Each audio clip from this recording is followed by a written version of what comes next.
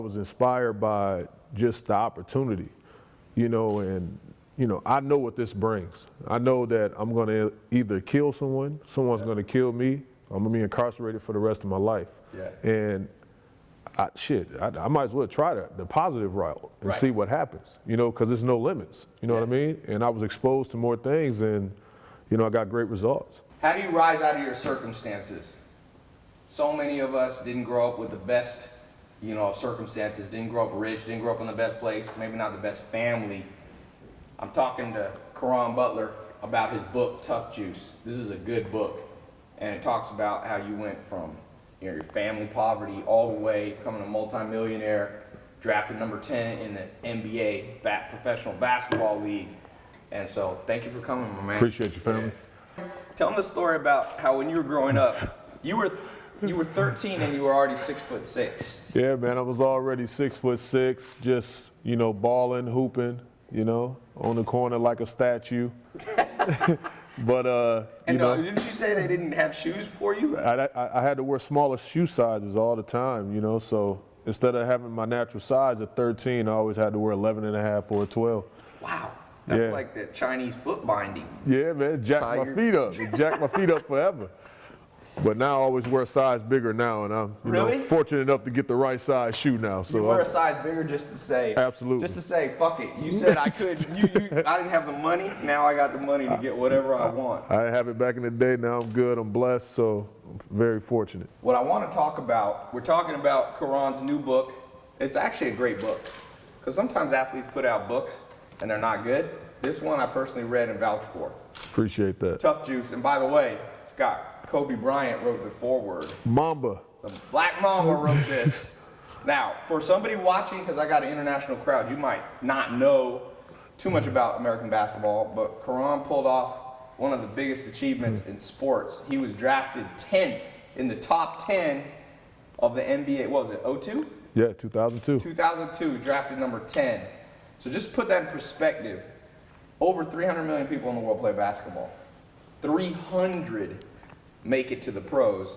And in terms of being top 10 in a draft, that's hard. It was special, man. Getting drafted by the godfather of the NBA, none other than Pat Riley, the legend. Him choosing me was just, it spoke volumes, because all the people that went and worked out for him during that draft class. Yeah. And I didn't even go to Miami. I thought I'd be gone in the draft by that time, and I slipped to number 10, and I got the phone call. He took me, and it changed my life forever. Pat Riley, if you don't know, is, the Lakers, Magic Johnson, Kareem. Showtime. And he went to Miami and won championships, and he's known as one of the best. He got the eyes for talent. Absolutely. Because he took Miami, which was an expansion team, and turned them into Dwayne Wade, Shaq. So. Now, one thing I want to talk about in this book, a few things, and this book's on Amazon, right? Absolutely. It's the best place to get it, Amazon. One of the things that I do these little bookmarks. You're not supposed to do these. They tell you not to do it in school. But for me, books are not for show, they're for learning. And so one of the things that I recorded a video on YouTube. I want to get your opinion on this. And a lot of people it resonated with. It was called Rising Out of the Ashes. Because when I read the stories of successful people like yourself throughout history, take Winston Churchill. TMZ, I was at the Super Bowl, and TMZ said, hey, Tai, what do you think the Falcons need to read in the offseason, because they lost, came back, they were up 28-3. And I said they should read the story of Winston Churchill, because at World War II, he started out a hero, failed, went down, burned up his career. For 20 years, no one believed in him. Then he rose out of the ashes. For you, your story, and you talk about this in the beginning, how your family from the cotton fields in Mississippi, rising out of poverty, going to Racine. Yep. That's how you pronounce it? Racine, Wisconsin. And then you rising out. You're the kind of the first person in your family to make it big, I'm assuming. Yeah, anything. Yeah. And it was a special thing, because all the women in our family worked on assembly lines, in the industry, and, working in factory, whether it was case or incinerator or things like that, doing manual labor in the foundries.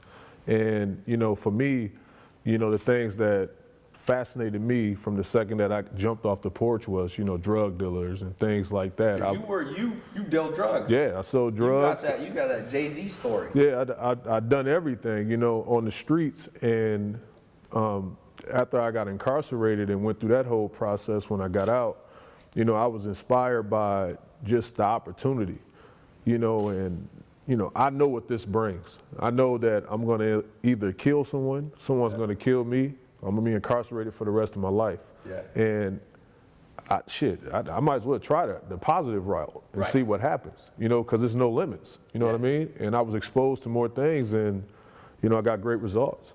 One of the things you said here in the book, let me see if I can find it. You said, oh, I know, it's here. You were talking about who you think. And you said, right here, this is one of my favorite parts of the book. So if you go out and buy this book, read page 5 and 6. And you say, I thought about the decades my grandmother had put in working at a tractor factory. I thought about how far my family had come from the cotton fields in Mississippi. I thought about my mother working 1, 2, 3 shifts a day. 3 shifts of basically no sleep. Thought about the rough streets, selling drugs, dodging bullets. But here's what I thought was interesting. After you said you thought about James Barker Jr., Andre King, and Black Rob, all close friends of mine who were shot to death. Then you said, and this was so great because everybody in their life story has a few people that believed in them when nobody did. And you said, I thought about Detective Rick Geller of the Racine Police Department, who gave me a second chance. I thought about Ethan Allen, parole board, who set you free. Ethan Allen was where you're incarcerated. Yeah. Who set me free. So, what did Rick Geller do for you? Like, he believed in your story? Like, it was so crazy because Rick Geller was a sergeant on the Racine Police Force, and I was in a drug raid as I was in high school playing high school basketball, and he comes into the house. They bust down the door. Boom. I'm thinking that, I don't know what it is. It could be a robbery, it could be anything. And the ATF run upstairs, and I'm in the bed. I cover myself up. I don't know what's going to happen. Shots fired or whatever. And it's the police. They identify themselves, guns drawn, and they handcuffed me. I had a cast on my hand at the time because I had a broken hand. It was fractured. And they handcuffed me. They take me downstairs. They seized the house, searching everything. And Rick Geller is the head detective on the case.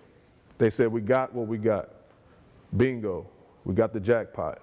They come back up with a little bit over 1.5 ounces of crack cocaine.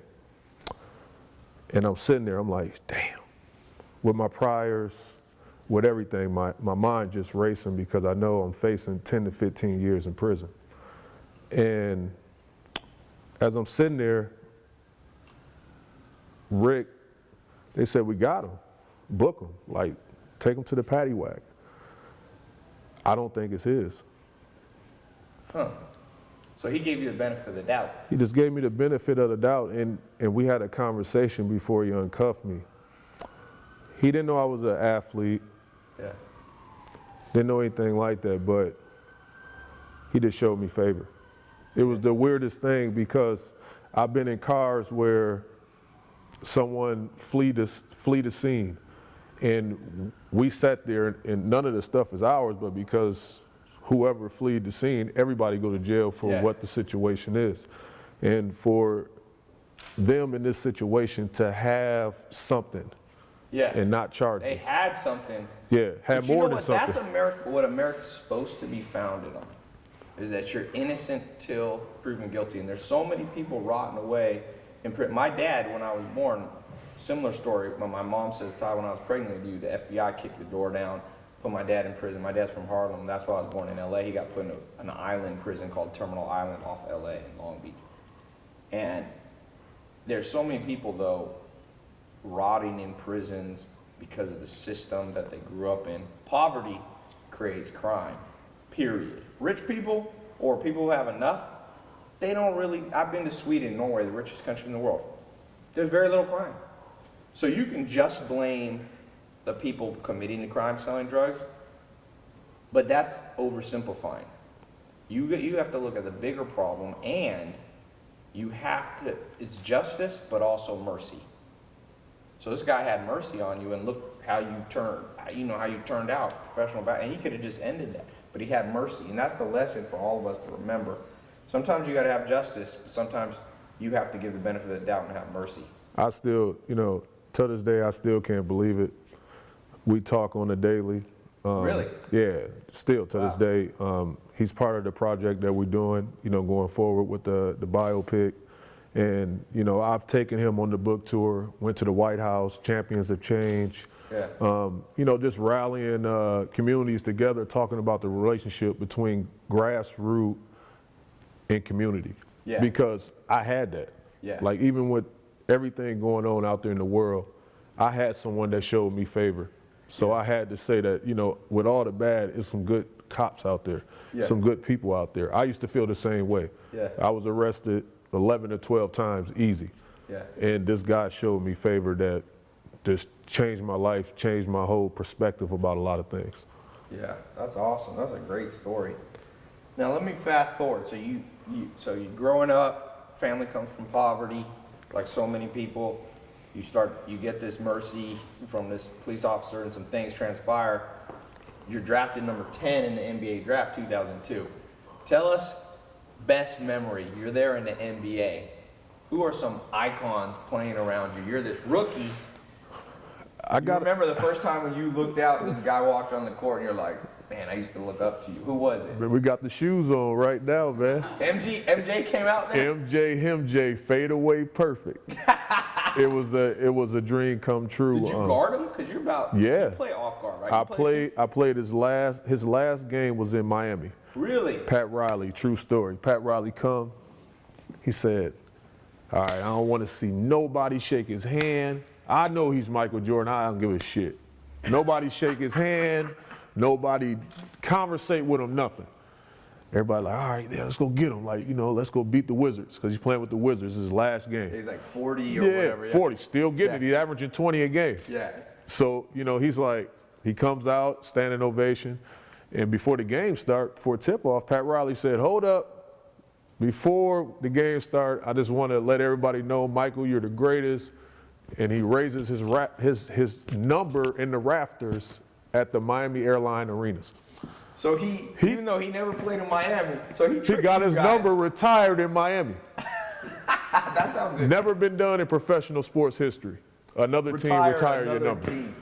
That's why Obama said at that dinner, he said, Michael Jordan's so good that all they said, they can use him to compare to anything. It's like, you're the Michael Jordan of swimming. You're the Michael Jordan of business. Now he was the Michael Jordan of Miami, but he never played in Miami. Never played, but he's the greatest. Did you guard him? The whole time. He scored 20 points on me in the first quarter. Really? At the age of 40. Wait, how old were you? I was every bit of 20. Did he talk any crap to you? Yeah, of course. You're going to be good one day. Wait,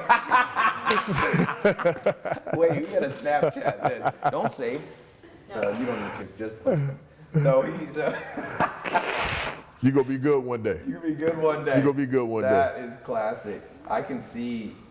You never played against Larry Bird, but Larry never Bird played against Larry. That. We have Zach in here somewhere, or did Zach actually? Let me get. Zach's there. We say Zach looks like Larry Bird's uncle. Roll a little camera on there, Zach. And he favors Larry Legend. Larry Legend right there. You can close that. Press the app twice, close it, and delete it. Okay. So what did Michael Jordan say to you as a rookie? What crap did he talk? Man, he was just like too slow, and every time I do something. What did he say? He said that one. He said, "You'll be great one day." You'll be great one day, young fella. After he's 40 years old. Wait, let me get that one time. And he's kicking me right here. What did Jordan say to you? You'll be great one day, young fella. You'll be great one day. I gotta remember that line. That's the way to talk shit on the court. You'll be good one day. Special, man. Pooh! We're talking about Jordan. We got Pooh Richardson here. He plays in basketball. He's a little bit ahead. What year did you retire, Pooh? 2000. Yeah, so he came in 2002. Right. Pooh, what's going on? What up, bro? Good, family. How you, fam? How you good? See. Everything's all right? Yes, sir. We got two lottery picks right here. Hey, but I gotta throw in my story. So here's my story about being drafted number 10. All right, because I got a story. It's not as good as that, but I grew up playing basketball in the projects. You can't let people tell their war stories without you telling yours. So I moved to North Carolina when I was 13. Never picked up a basketball. Played soccer out here. We moved next door to projects. So our house. The bus stop was in the project, so I remember going to basketball court for the first time. I got there early, I don't know why. Everybody played basketball. I remember picking that ball up and being like, this is a hard sport. But I went crazy. I started playing 8-10 hours a day. That was at 13. So 15, I went to one of the biggest high schools in Raleigh. You know, it's basketball country in North Carolina. John Wall, league, Stackhouse, Jordan, all of them come from Michael Jordan from this league. So I go JV. I get on the JV team at this big inner city school. Biggest one is about 95% black. Me, I was the only Spanish guy there, and like 100 white kids. And then the coach came to me. This is my story. Make sure you get this. This is like being drafted. The varsity coach came to me and said, "I'm putting you on varsity." And I was only a sophomore. This went on to win state championship. So you know, I got a little story. Hey, it's not like 10 in the draft. It's this good of a story. That's But a for special me- feeling right there. Hey, and then our first game, Jerry Stackhouse came out, and I was like, wait a second, they have a man on their team. They got a grown man came and dunked you got a technical, you know you're not allowed to dunk in the warm up, but he came in there to intimidate. He played at Kinston. Jerry Stackhouse was good in high school. He was a problem.